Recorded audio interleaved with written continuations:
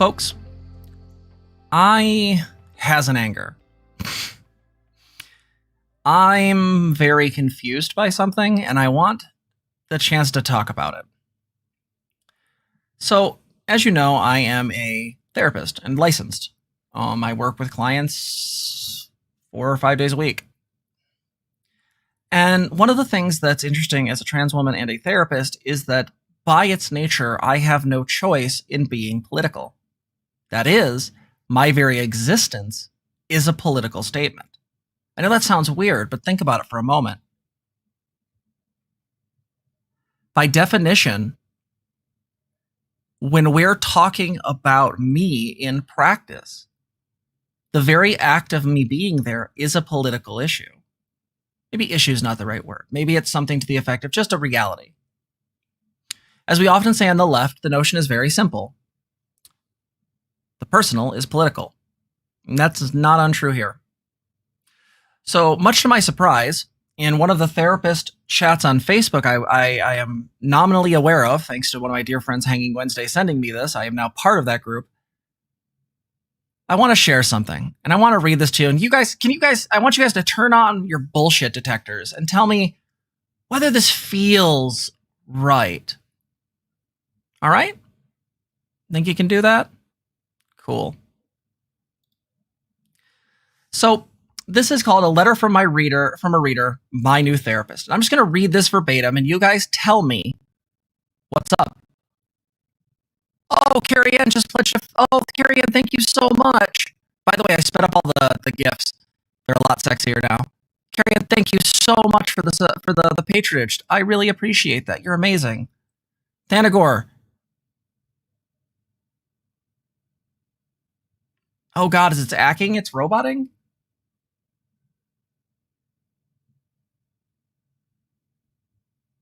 Okay, well, the robot's gonna have to do, guys. I can't slow down every 5 seconds. Let me see if there's anything I can kill in the background.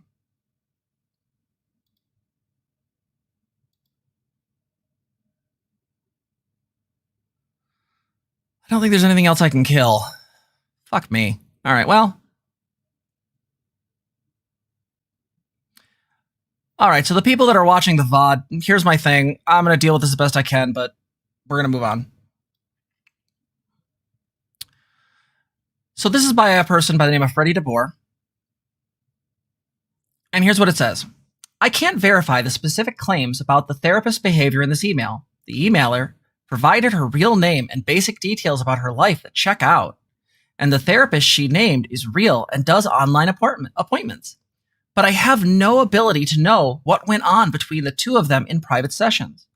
Nothing in the story strikes me as remotely implausible. For the record, the email was sent without an expectation of publication. I printed it with the emailer's blessing at my request.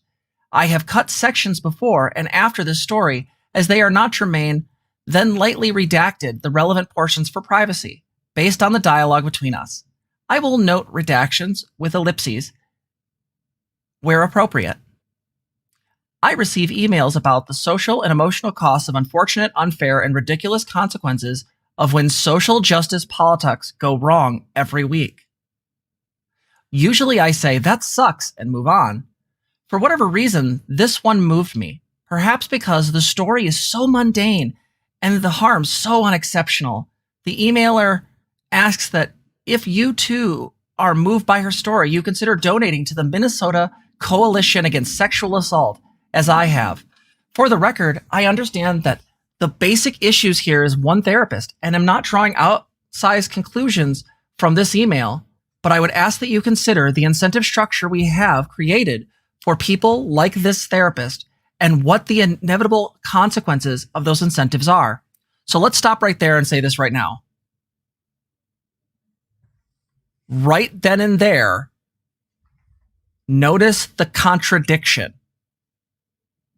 So this person says they are not trying to draw wide sweeping conclusions, but then previously goes on to say how the unfair, unfortunate, and ridiculous consequences of social justice politics creep their way into therapy sessions. Do we start to see how this is alt-right? So here's the letter, and you tell me whether you think this actually happened. Dear Freddie, I have been reading your work for about 5 years. A friend sent me a link to a piece of work you wrote about protesting and execution of a serial killer.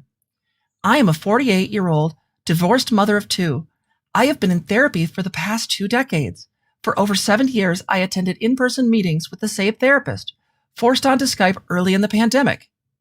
He was fine, and I was comfortable, though I never felt a lot of progress. In October of last year, he abruptly quit the profession for vague reasons. This would have panicked me in the best of times, but the pandemic made me feel especially alone, especially because my younger daughter is still in middle school. I began a long hunt for a new therapist, and it truly zapped me. The context here is that my old therapist accepts $50 a session cash from me because of a personal connection and my sob story about my recently departed husband at the time. I have health insurance for me and my younger girl, but it's not great. I was unable to find a local therapist I could afford.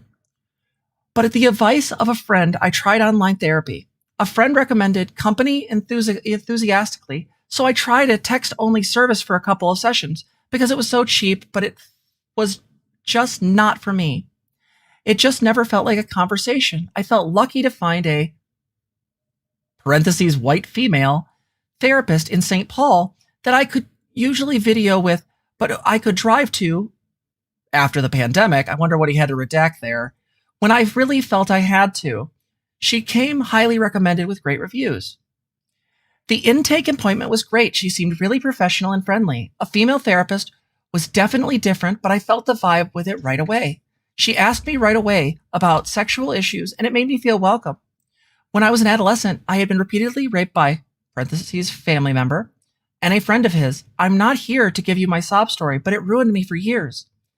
I have had one bad relationship after another since, and when I think back to my marriage, I see so much of those moments in my husband.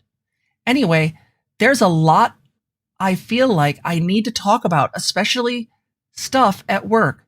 But it's the stuff from earlier that I want to fixate on with my therapist, obviously. Anyway, I felt really encouraged and excited. My first annoyance, and I admit it was only that, was with the land acknowledgments, where she would begin every session by proclaiming that we had stolen our land from the local native population. This can't take more than a minute each time, so my rational brain tells me it's nothing. I can't help but thinking it's just you and me. I know America is stolen land. I told you I know America is stolen land. And anyway, we're here in cyberspace. We're not on land at all. And by the way, you're charging me by the hour, but it's not really costing me anything, so I kept my mouth shut. But it's where she takes the therapy that has me currently researching new therapists. Over and over again, she asked me to put my trauma in the perspective with those theoretical Black Indigenous women. I was in the middle of talking about what drove me to finally seek help for my trauma caused by my repeated sexual assaults when she asked if I had a particular orientation towards my therapy. I told her I didn't know what she meant. She said something like, "Do you want to discuss your orientation towards expressing this in this setting?" I was confused again and asked what she meant. She told me that many women, particularly Black and Indigenous women, would never have the resources to be able to discuss this with a licensed therapist. And they are more likely to be the victims of sexual assault. And how did I feel about that? I was really taken aback by this and struggled to respond. She rushed to say, "This is normal and this is part of the process." I told her that I understood that I was, in a sense, privileged to have access to her. I told her that I understood that I was, in a sense, privileged to have, this seemed to please her, and she began talking about her special duty to Black and Indigenous patients before I knew the session was over. And of course, a few years later, my credit card was charged. So we can keep going on with this, but essentially the claims come onto this. This person's claim is that this therapist repeatedly asked her to take on the view of a Black or Indigenous person, and how this shook her and she didn't know this. And it made her feel just like an old racist woman, selfish and left behind. Here's my take. I believe at the core of my being, this is fake. There's nothing here that tells me this is right. And I want to be really clear about this is there's a statement here that's very interesting. I find a white female therapist. What did she actually say there? I wonder. Did she say something spicy? Did she say something like a real woman? What did she say? We can just let our minds just go off into this magical place. So this got posted to a group of therapists that I'm a part of now. Let it be known that I actually have posted in there several times to try to get their attention on a few different things. And the fact of the matter is this. Every single time, my posts have been rejected because I bring up things like alt-right decryption or how to deal with this. Now, what the moderators did do was let this article get posted and hung out there as though it was real. And a bunch of stupid fucking therapists decided this is so unethical. How could anyone ever do this? Because they don't see the dog whistles. If you don't know what a dog whistle is, look up ContraPoint's video on alt-right dog whistles, decrypting the alt-right, or look up Innuendo Studios playlist, the alt-right playbook. Hey, Aurora, welcome. We have a lot of people in the Discord. The link should be there. One of the mods, if you hit exclamation Discord in the YouTube chat, it should pop up. So here's what I have to say to this. Right now, I think this is complete horseshit. Now, we're getting to that. Don't worry. Don't worry, KDN. We'll get there. So this looks sus. And the person's arguments really seem to be focused on this really strange idea of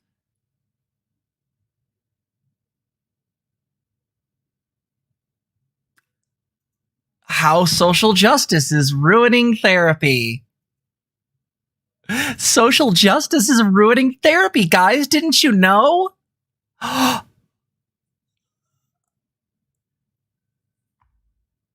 So, a few people in there challenged it. No one being particularly spicy. Most of them just did soft pushes. I think we need to check out the veracity of this. No, it's fucking... This is alt-right propaganda, hands down. It has every fucking dog whistle in it. The weird-ass mention about a white therapist, the simple fact that this is talking about the terrible ways in which someone's been affected by social justice politics going wrong. Every single bit of this. Here, I'll put the invite in chat. My bad. I might have typed it in wrong. Actually, I can just fix Nightbot. 1 second. Sorry to everyone watching. We're still getting some bugs worked out.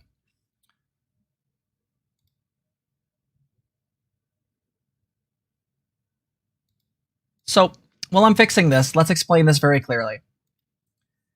The simple fact is this.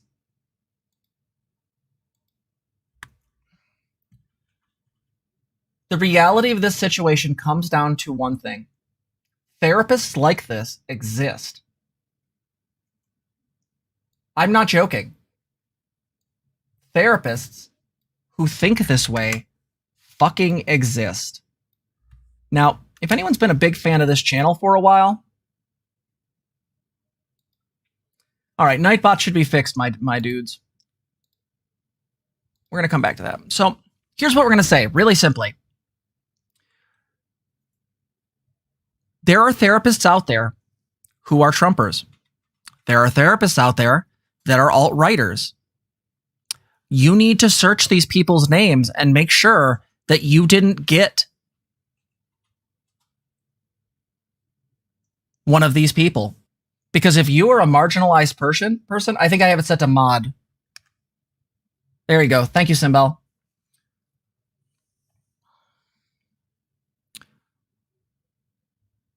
It should be fixed now. There's a 2-minute cooldown. There we go. That should work better.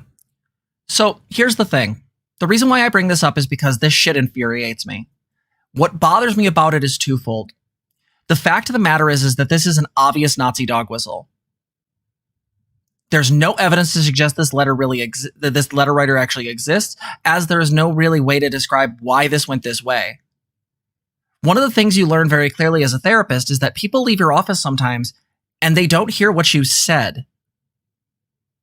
I want you guys to think about that for a second. There are times where I have to deal with clients who will walk out of my office or my online video, and I have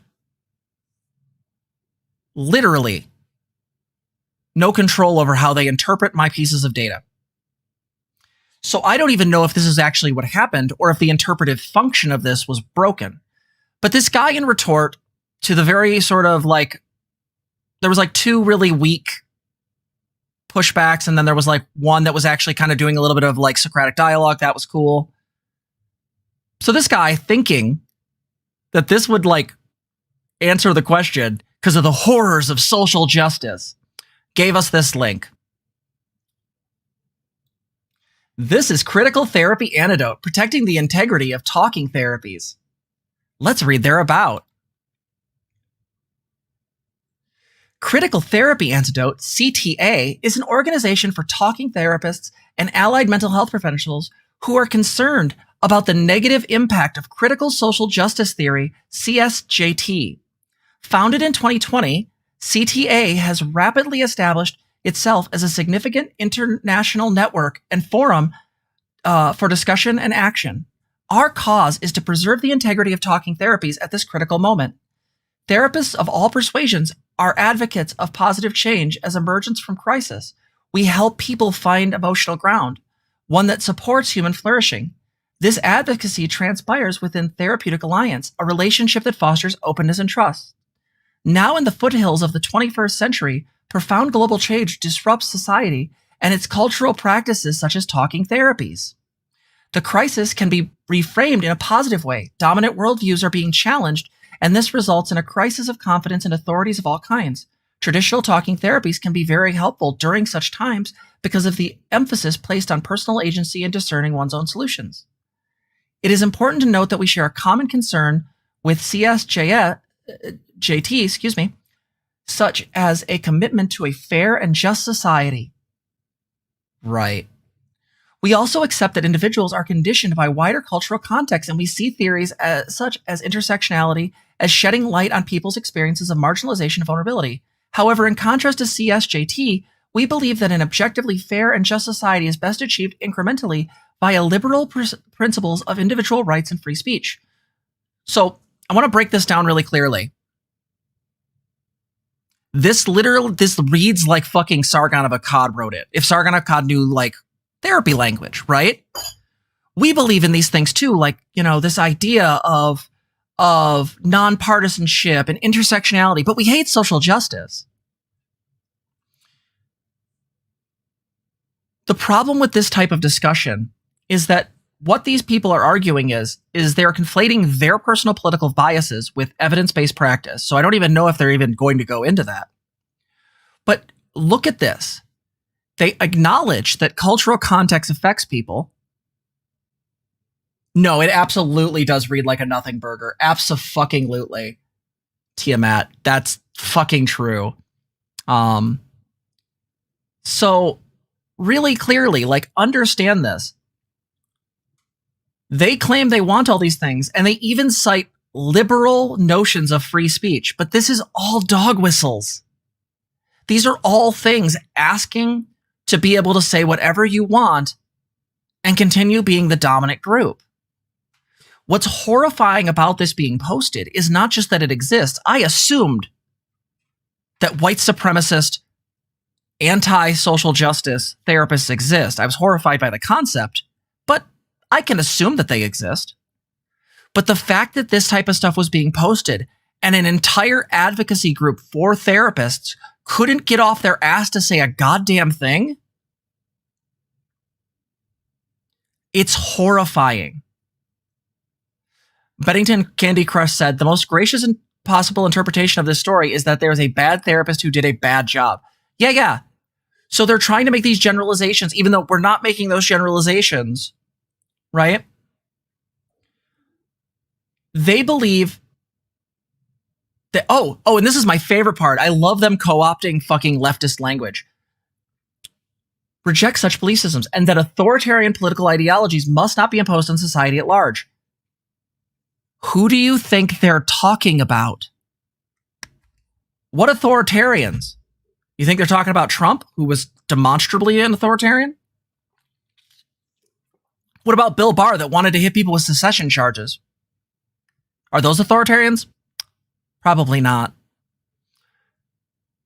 But woke SJWs? Seems likely.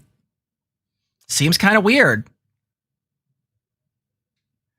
The thing I want you guys to understand about this is that in some ways, we have to deal with the fact that this shit exists and also fight against it. Now, I don't want anyone to go harass these people. I don't want anyone to mess with them. I don't want anything from that. I am not advocating any kind of harm. What I am advocating for is when you get a therapist, you need to fucking research them.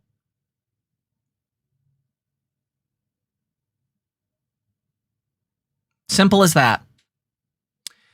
So let's look at one of the articles from this lovely publication. This people that really are afraid of the negative impacts of critical social justice theory. So they're talking about, critical theory, probably a queer variation of critical theory and intersectionality. What are these supposed negatives? Let's read one of their articles from them by CTA, by the website, by Tim Kotortis. This was, by the way, the gentleman who posted in the thing, I believe. I am not a conspiracy theorist. Okay. And as recently as a year and a half ago, if someone had told me the things I am reporting here, I would have accused them of paranoia. That was before I enrolled in a professional training course that I'd hope would expand my skills as a therapist, but instead delivered an extreme form of ideological indoctrination. The Sexual Health Certificate Program, the SHCA, or CP, is a prestigious University of Michigan program conducted in affiliation with the American Association of Sexual Educators, Counselors, and Therapists, ASEC. By the way, they're fucking POG. As someone who recently studied in the program, I can attest, notwithstanding whatever mission ASEC once had, it now operates largely as a de facto activist group that seeks to reshape our standards for mental health and education and limit the rights of parents to make decisions for their children. We have protect the children. We already have, will someone think of the children? We also have limiting parents' rights on decisions. What would those decisions be, maybe? Deciding if a kid's ready for sexual activity in their teens? That's one. A kid deciding that they want to identify as the gender they experience? Maybe.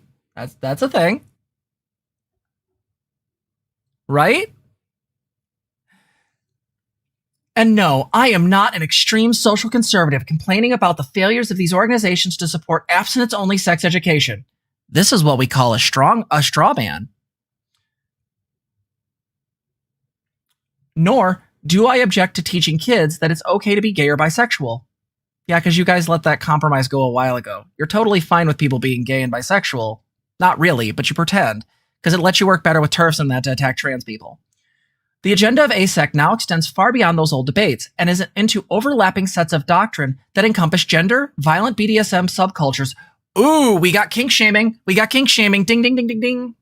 Polyamory, pornography, and intersectionality.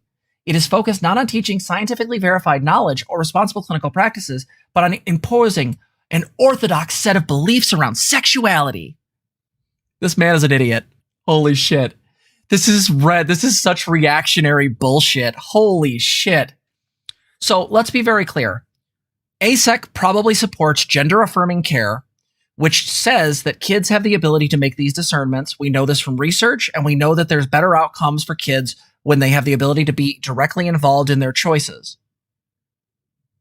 Full stop. We also know that the number of kids that detransition, that is, they don't ever go on hormones or they decide to just go to their assigned gender, is actually very, very low. A lot of times right-leaning people will bring up a study and take it out of context to say that these numbers are big. But what it is any kid that's experiencing any kind of gender nonconformity was part of that study, not kids that were trans. They're doing a bait and switch. So when he says gender ideology, what he's talking about are trans people and giving them rights. This motherfucker wants me in a ditch.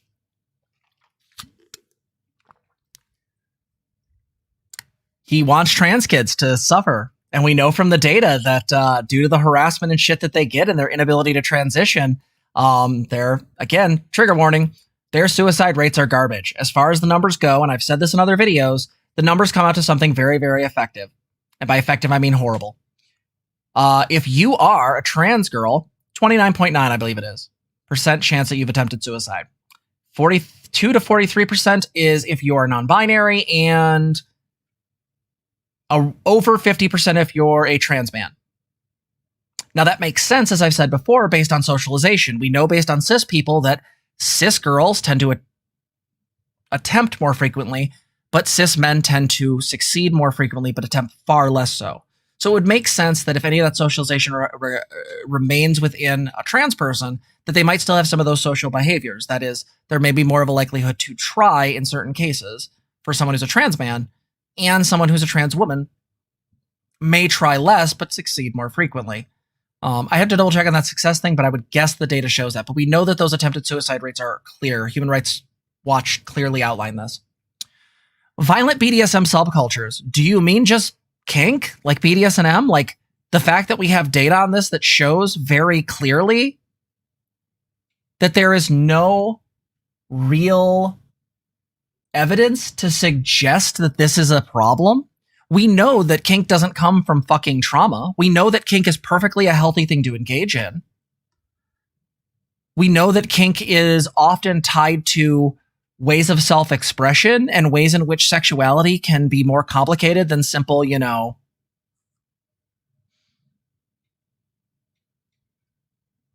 put it in. It's the best I got.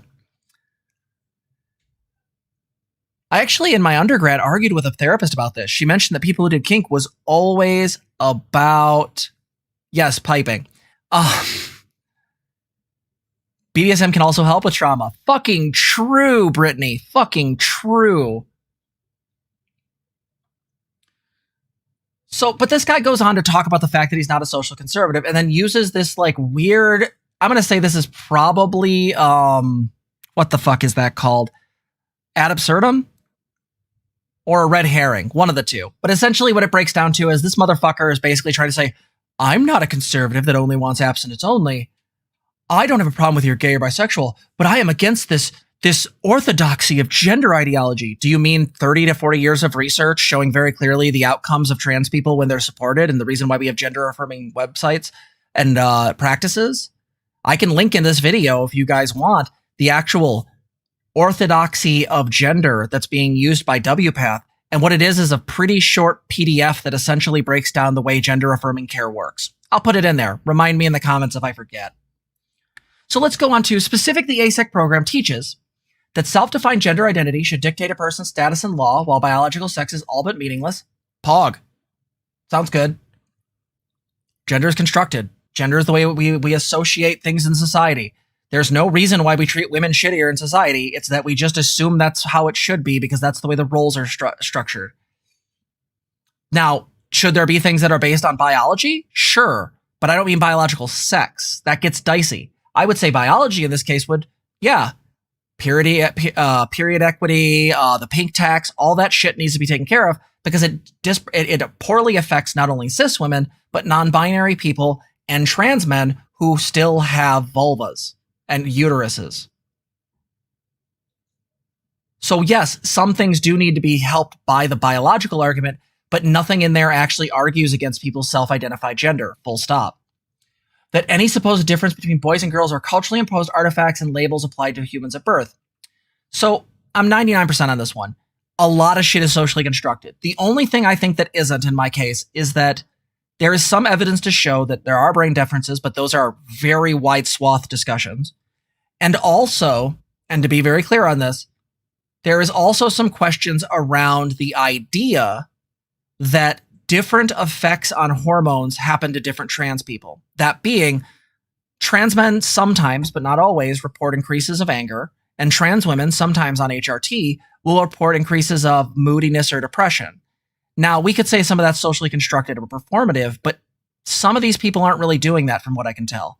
And I've even noticed straight changes in my emotions. I tend to be more socially aware. Now, you could say that's just constructed. I'm performing as a woman now, but I would argue that there is something that changed because that didn't start from the outside, and that certainly didn't start from the inside of what I think a woman is. I have a hard time conceptualizing that. What it is it's something that changed in my emotional body, for lack of a term, and was something that I sort of adapted to the way I am, right? So again, they probably don't say this specifically. This is probably hyperbole, but yeah, this is complicated. That incorporating violence into sexual play is normal, healthy, and fun? True. As long as everyone's consenting and the themes and the session are set up clearly so everyone knows what's going on. Cool. Safe, sane, and consensual, baby. Let's do it. That children questioning their gender identity should be given easy access to pubertal suppressants and cross-sex hormones, both of which they claim carry little to no risk, whether parents support steps or not. Yeah, because it's abuse. Preventing your child from being able to be the gender they identify as is child abuse, in my opinion. Full stop. It's just child abuse. Tiamat, you said, then you shouldn't be nervous about looking for therapists. You should just be careful being choosy about the ones you go to. Don't commit until you've actually talked to therapists. Please see the video. I'm going to be doing this little sign so I remember. Please see the video, How to Find a Therapist. I actually talk about how to ask these questions. Thanagor, that's true. Contra did say that trans men sometimes report experiencing sexuality more visually, and I can actually support that claim. My experience of sexuality now went from being incredibly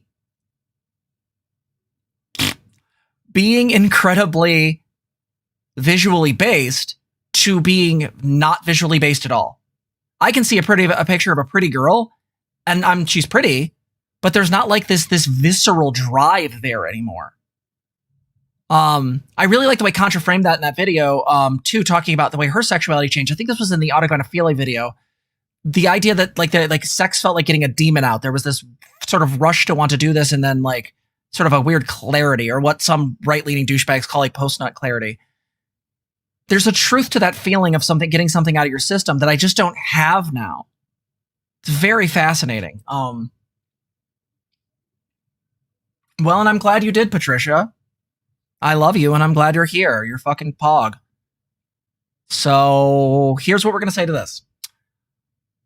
So, 1, no child under the age of 14 is being given cross-sex hormones. Full stop. As far as I am understanding, from age 15 on, there is a discussion about what direction the child's development will go. But before then, what is traditionally done is kids are given puberty blockers. Pubertal suppressants is an interesting way to frame that because it makes it scarier than it sounds scarier than it actually is. What we know from the data is this. There are some mild side effects that could be considered, but they are very, very unlikely. And we know full well that a kid who is taken off puberty blockers without any other intervention will go through the puberty for the body they were assigned at birth for that gender, right? We know this. Now, are there outliers? Possibly, but we're talking incredibly low. These drugs have been used for kids who have thyroid issues. These drugs have been used for numerous different things not related to being transgender. And the simple fact of the matter is that, let's be super clear, they hate these because they hate trans people. That's what this argument really breaks down. That polyamorous sexual relationships are just as rewarding, sustainable, and healthy as monogamy. True. Full stop. While I struggle with polyamory despite identifying as such, I do identify as polyamorous, and I do think polyamory is an important thing. And I do think poly people should have rights. I do think there should be ways to fuse marriage into that notion. The issue that I have with this is that the data shows this pretty clearly, that from what little research has been done, and again, I cite people to go to the book, The Polyamorous Next Door. I'll have to look up the author, but if someone wants to dig that up and throw a link in chat, be my guest. The fact is that, sorry, there's no evidence to suggest these are worse. In fact, I would argue to some degree that there's probably benefits which way. And as we've talked about before, if this is an orientation, it's a moot point. Because if there's not really a neg to either side, then it comes down to just how you're configured. Do you feel like you can be poly, or do you feel like you're monogamous? Simple as that.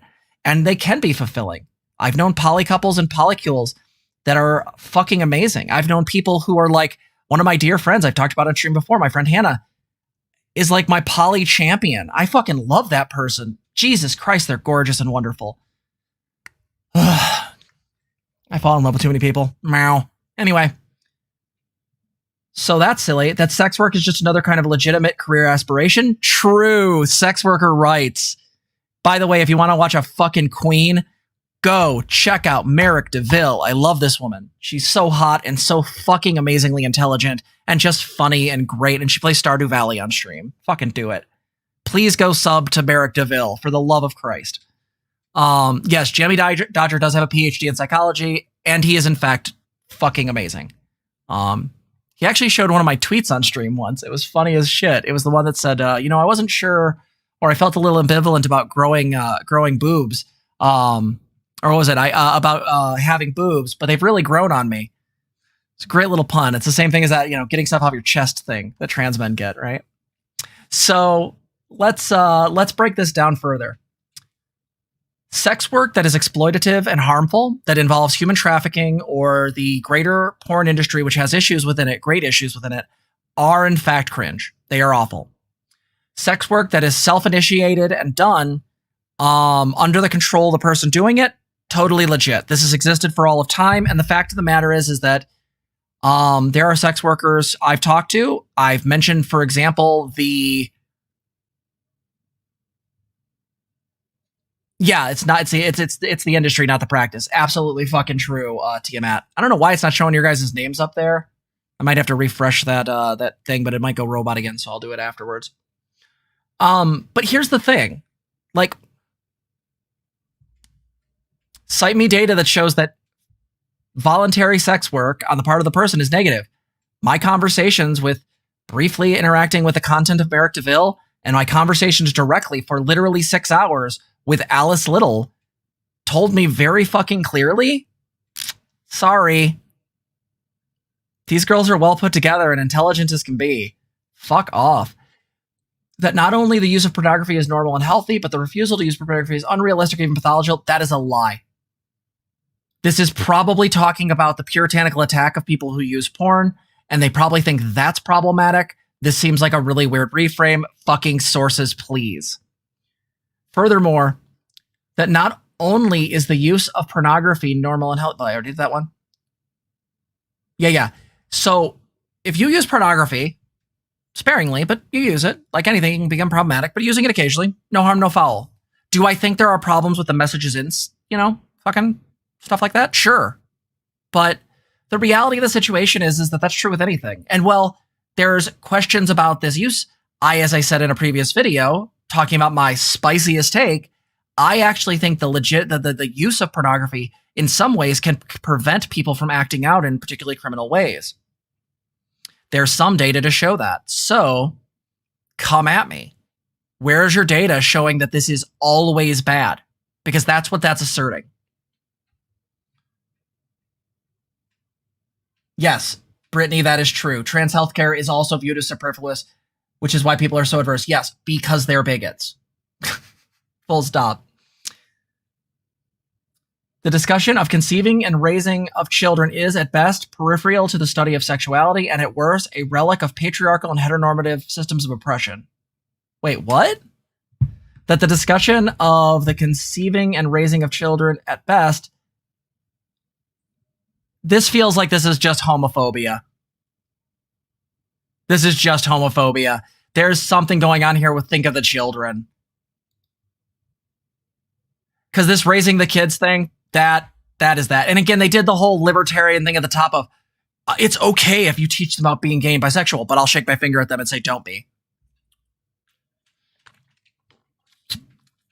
That personal, religious, or moral beliefs that would limit consenting sexual activities are harmful and tantamount to sex negativity. True. Full stop. The fact of the matter is that religious zealots have constantly tried to attack people's rights to be as they are. This is true with gay people. This is true with fucking trans people. I guarantee you after trans, the next one's probably poly, so they'll probably go after them. I mean, I've seen some of them bitching already. The fact of the matter is that if you look at this, moral beliefs and personal religious things are by their nature complicated. And I'll be really clear. I'm an existentialist.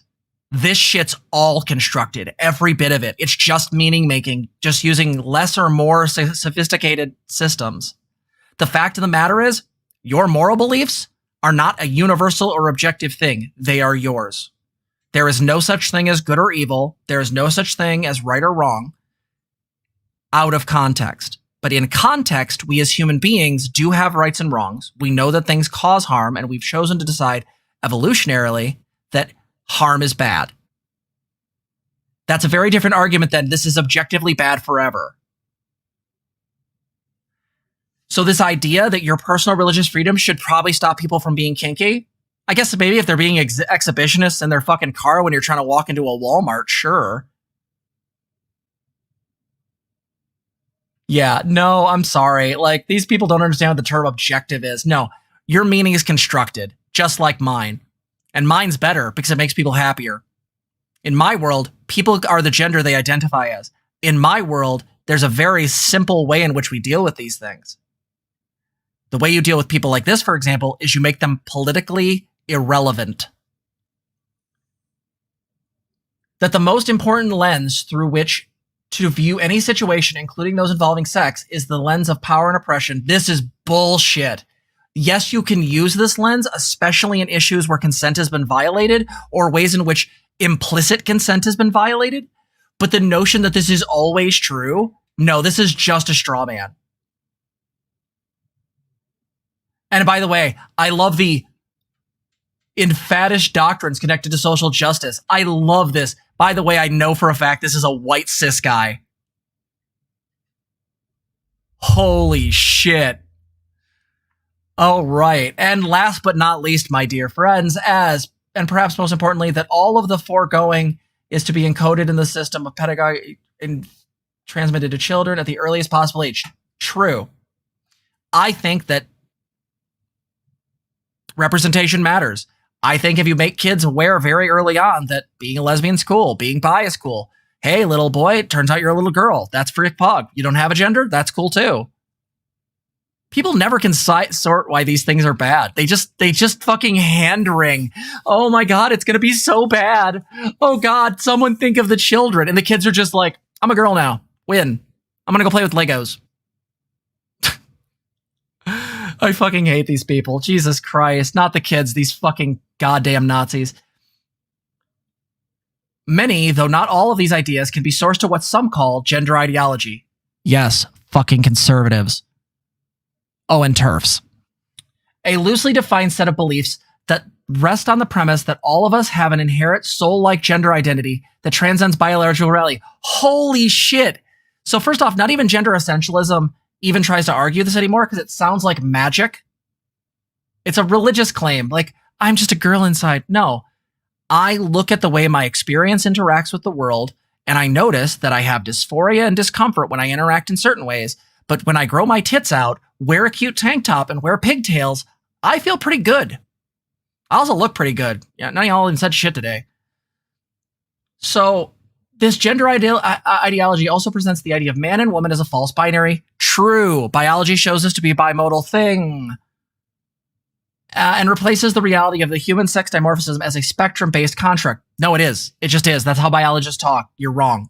Until enrolling in this program, I had never even heard the term gender ideology, nor know it. Yeah, you did. Shut up, you're lying. Blah, blah, blah. Sex certification. You do this, do. As a Michigan-based psychotherapist and licensed professional counselor, well, if you're living in the Michigan area, probably don't see this guy as a therapist. Sounded like the perfect fit for me, blah, blah, blah. I applied for their cohort. Fuck, I might do that. They sound pog. The doubts started creeping when we started. Our first classroom module was titled Sexual Attitude Reassessment. That sounds so win. Where are these classes when I need them? Instead, I go to fucking classes where people don't know the term cisgender. Fuck me. It quickly became clear that the issue of sexuality, the obsessive subject, often would serve merely as a pretext for the general, what is that word? Harangue? I don't know, fuck off, about society, and the urgent need to remake it according to a-sex ideological blueprint. You mean gender-affirming therapy and sex-positive education? In a keynote lecture entitled Why Fetishism Matters, true. You want to fuck shoes? Cool, do your thing. Just don't hurt anybody and don't do it in front of anyone that's going to be fucking damaged by it. I'm not neutral. I'm here to recruit you to a particular point of view of how kink should be valued. Good. I love seeing a goddamn therapist harangued. Okay, that's actually how you spell that. Harangued. I knew the word. I didn't know the spelling. Cool. I learned something today. Seriously. What is this shit? What is this shit? Why fetishism matters. Yeah. People say I'm a fetishist, right? The reason I'm a woman and I dress like a woman and why I pretend to be a woman and all these other bullshit things they say is because this is actually a fetish. I get off on this. Little do they know my sex drive dropped to nothing over the course of HRT. So fuck yourselves. The notion that I'm somehow like doing this for sexual reasons, man, this is the longest marshmallow test ever.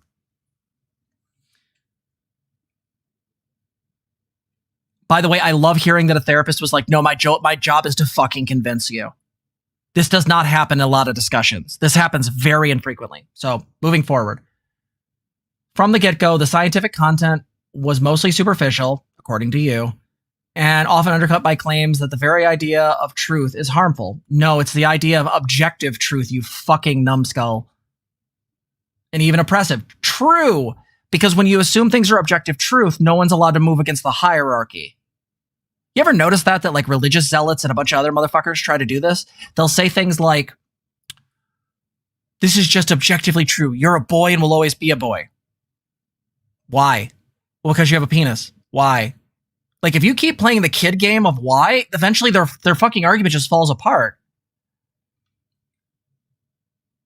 Also, the idea that this was not scientific there wasn't scientific content, I would guess probably because they focused less on research, so there probably were citations knowing groups like ASEC. My guess would be is that he didn't like that research, so he just denied it existed. Yeah. Yeah. By the way, Brittany is both a mod because she's fucking great, and she's also a goddamn biologist because I like to have other experts around to fucking call me on shit. So next one of y'all motherfuckers to say that I'm just social science, you can eat your dick. So, sexual attitude reassessment, establishing a fan. One that you derives. Is there anything else that here matters? The object is to ensure they won't shock such encounters. I do think therapists need to learn about certain things. At times it felt like the famous brainwashing scene from A Clockwork Orange. Again, I think overstimulation, desensitization is a good thing. If you're being asked to watch things that you normally wouldn't engage with, that's how you get rid of disgust. That's how you get rid of disgust sensitivity. Remember, I've mentioned in previous things about the psychology of prejudice. And in those discussions, one of the things that I learned in undergrad was the very clear way in which higher sensitivity to the feeling of disgust makes you more conservative because you're a snowflake. BDSM was a particular fixation throughout the program. Yes, because people have tons of weird ass shit around it. Watching an interview with a sex dungeon dom, quite equivalent of a dominatrix, I guess, who described one of his experiences. Began weeping uncontrollably. Yeah, because people actually experience very real catharsis during that sometimes, as previously mentioned by my chat. Sorry, some people can fucking heal trauma through that shit. Whatever. Program centering, sexual minorities, discussed on the oppression and privilege. Yes, because that's demonstrable information and clearly researched. Meanwhile, mainstream sexual, such as marriage, reproduction. Marriage isn't a sexual issue. It's a legal or religious one. Shut the fuck up. Reproduction, I'm pretty sure everybody knows how this works unless they have an abstinence-only state. And family life. Okay, so family systems therapy and other types of family therapy, it's a different discussion. Now, you can talk about the way sexuality affects into that, like when trans teens are kicked out by their parents, or a dad beats the shit out of his kid because they came out as trans or because she's gay. You know, we can talk about that, but yeah, no, this is... Further, while many Americans view sexuality through the prism of faith, religion hardly came up. Good. Separate sexuality from fucking moralism. Unless there's demonstrable harm happening, fuck off. This is utterly nonsensical. This is... The idea that religion has anything to say about sexuality and human nature is very questionable at best, and the idea that it can do so thousands of years after that particular text was fucking made, and that's not even to argue that the person's personal interpretations and political biases don't affect that. No. Take your fucking book. Don't go near me. Don't go near women who want abortions. Don't go near anybody, thank you. No. Thank you. None. I gave it the office. I'm good. So I'm going to skip through the rest of this because I've read through it once, and essentially seems to be all just strawmans and red herrings. The quasi-religious conception of gender, it's not religious, it's not an ideology, it's just social construction, and everybody agrees on this, other than, like, useless folks like you. Interesting, though, the mystical gender envelope logic sometimes broke down when it came to discussions of sexual irritation. Yeah, honestly, yeah, this actually gets to be problematic. I hate to say this, but there's a very real question about the idea of eventually, not now and not anytime in the near future, but eventually sexuality or orientations, or just, you know, attraction may have different labeling because the concept of gender it's built on has a lot of layers and nuance to it. There's the gender aspect, which is just gender performance and gender presentation. There's also genital preference. There's other things going on there. There's a way in which that's a thing. Many, we were told, have their sexual desires artificially limited by social conditioning. I think that's actually true. I would love to see more research in this, but I actually think there are ways in which we sort of code people to think they know what's good or right. Yeah, gender envelope is a really weird thing. Obviously, the phenomenon of closeted men and women is hardly unheard of. Yet I found it notable that the same commitment to unfettered self-identification that applied to trans-identifying children young enough to believe in Santa Claus apparently isn't deemed reliable when it comes to sexual preference of their adult parents. Wow. Okay, so the fact of the matter is on this is that unfettered self-identification, we know very clearly that there is an internal process where kids, by their nature, seem to, by all rights, seem to have an idea of where they're going. Some people figure this out in their 40s. Some people figure this out when they're 3. I think there are steps via therapy, psychiatry, and a various other number of professionals where you can figure out where a kid is sitting. And if you feel like they're in a place where gender-affirming therapy would help them, you do that. As far as sexual preferences of adults, no one's saying you don't get to have your sexual preference.